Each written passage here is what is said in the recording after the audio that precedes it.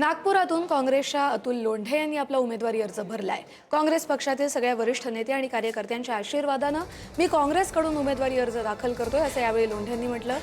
देशात आणि राज्यात सुरू असलेली ही वैचारिक लढाई आमचे नेते राहुल गांधी यांच्या नेतृत्वाखाली लढली जाते आणि त्याच विचारांच्या बळावर आम्ही देखील ही लढाई पुढे नेणार असल्याचं यावेळी अतुल लोंढे म्हणाले।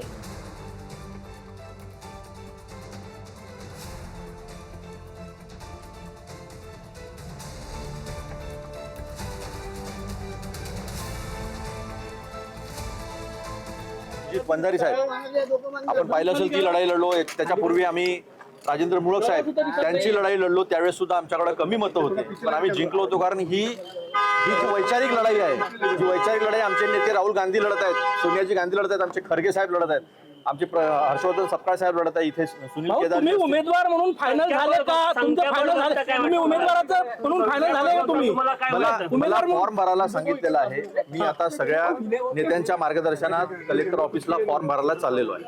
तुमचं पहिला किती उमेदवार फॉर्म भरणार आहे?